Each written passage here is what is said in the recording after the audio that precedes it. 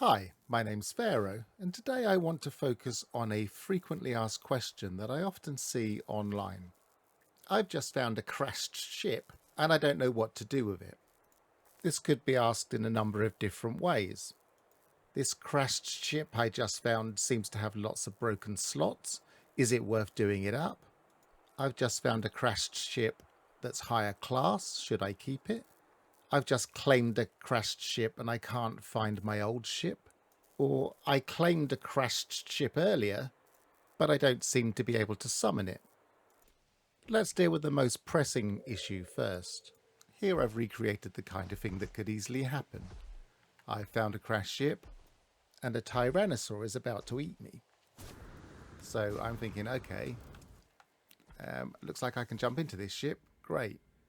And oh, I can actually use this ship. I can actually compare it to my current ship, and I can just claim it. That sounds like a good idea. And that Tyrannosaur is still wandering around, and it's very bitey. I'll jump in it. Now I'm safe. But this ship is broken, and I might not have the resources, so okay, let's jump out. And where did I leave my ship? I've got turned around. I was panicking because of the dinosaur, and now I'm not sure which direction to go. I could start heading off in a random direction, but it's very easy to get turned around and lose your other ship. Okay, we can summon ships, and let's say that ship was my only ship, but hey, I can't summon it. And if I try and summon it, it says launch thrusters 25% required to summon, and for some reason it says launch thrusters at 100% charge, but I've just drained the charge, so I know that's not true. And this could be happening to you, especially early game. You've wandered away from your ship, and you're used to being able to just get back to your ship by following the marker. And now you can't. You can't summon it, you can't get back to it. What do? Well, don't panic. You can just jump into the ship, jump out of the ship, and reload.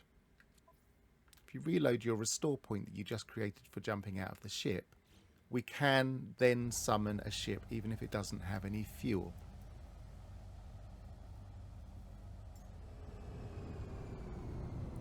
So that will get you out of that tricky spot. Unless, of course, instead of claiming the ship, you swapped the ship. And if you find yourself swapping the ship, then don't jump in and out of your ship. Just hit reload restore, because otherwise you're back to square one. Now let's take a closer look at a crashed ship, and specifically the value of this ship, which you can get from scanning it. If you can't scan it, then claim it and reload. This ship is worth 10,550,000, or rather it would be if it wasn't broken.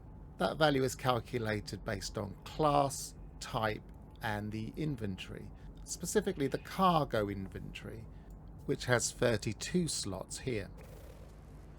Each broken slot devalues the ship proportionally. The maximum value of a ship is 70% of the value listed when you scan it. And if you divide that by the number of slots, then you get a value per slot. So we can work out how much of that value will be liberated with each repair we make. In this case, the value works out to be approximately 230,000 per slot, which if you consider the resources required to repair some of these slots, they can be very profitable.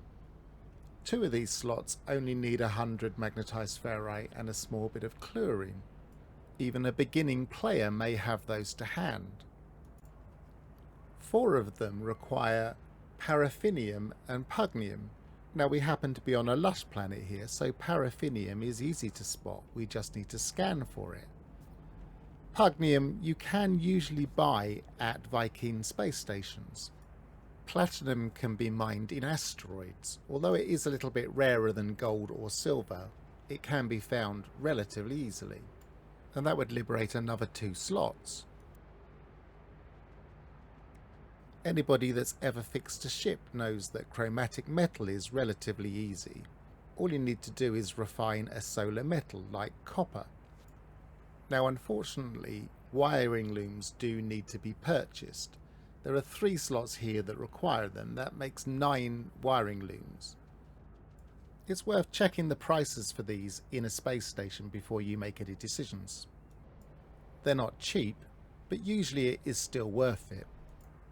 These 4 slots again require relatively simple things: gold, chromatic metal and magnetized ferrite. These 2 slots only require oxygen, which is obviously very simple to obtain, but dioxide is a little bit harder. You can purchase it, you can refine it. You may want to just leave these 2 slots if you haven't got access to that yet. Activated copper is definitely a little bit more tricky. If you already have it, great.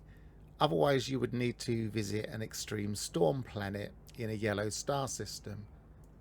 You might consider that just a little bit too much work for the sake of the 2 slots. The 2 on the bottom left, seen here in a different ship, require pure ferrite and gold. We've already discussed that gold can be found in asteroids or bought, and pure ferrite is relatively easy to refine. And the remaining slot is chromatic metal.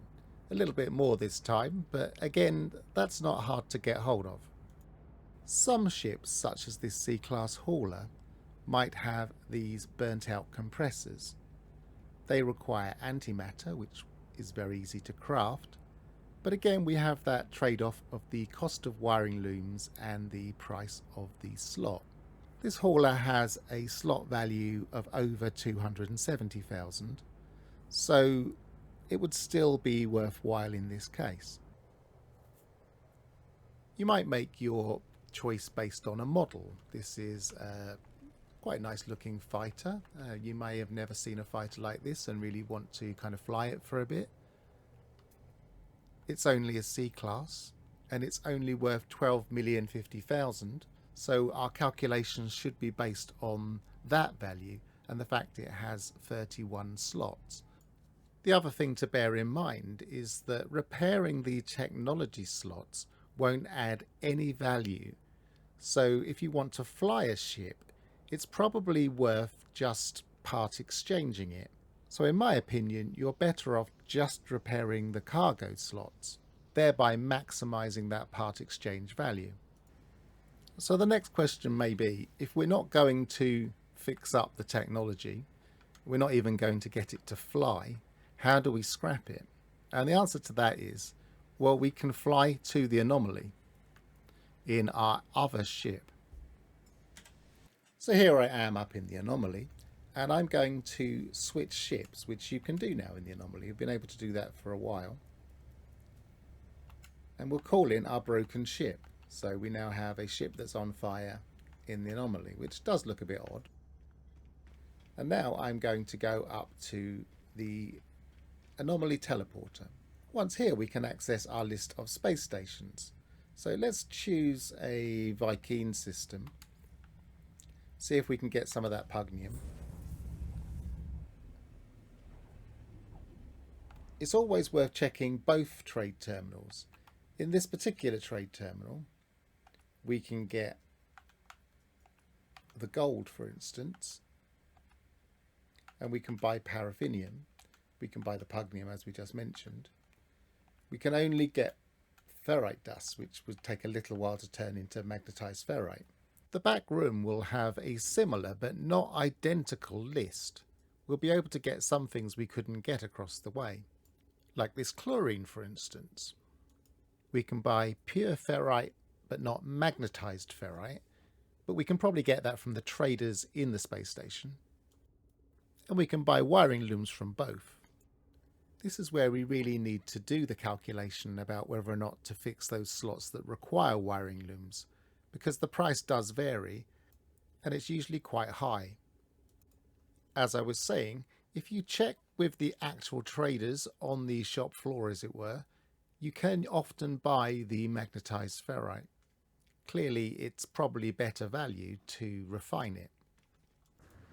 So as I was saying much earlier, The actual value is often higher than our rule of thumb calculation. Here it is 2,540,000. We could also use this terminal to work out the exact value for each slot.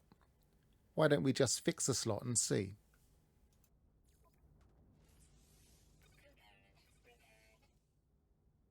And now you can see the scrap value has gone up. It's now worth 2,770,000.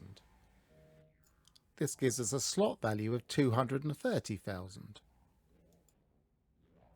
It's much simpler to do the maths this way, and it's also more accurate. This is what you'll actually get. And this is the best value to base your calculations on. Whatever we decide, once we've repaired the slots we want to repair, we can just scrap it here. Or we can wait for a ship to come in and part exchange it. This ship is worth 20 million, but we're going to get a discount off of that through part exchange. At the moment I've only fixed the one slot, but it's still worth something. And obviously we would get maximum value if we had repaired all of the slots. Another option, especially useful if we have a higher class ship, is to find a lower class option and part exchange, thereby maximising the value of class. Let's do that here. This trade is 1.63 million. And of course it would be better if we'd done up more slots. And yet, despite only fixing one slot, part exchanging this shuttle means that I can now fly it, which means I can summon it anywhere, and we now have summonable storage, which is pretty useful in early game. So to summarise, whether or not we do up a crashed ship is going to be based on your individual circumstances, what stage in the game you're at, what kind of crashed ship you've found, what the slot values are, and whether or not the storage itself will be useful to you. And then of course, you just might like the ship and want to fly it. Either way, I hope this guide has been useful to you. I've been Pharaoh, travel well, and goodbye for now. Goodbye.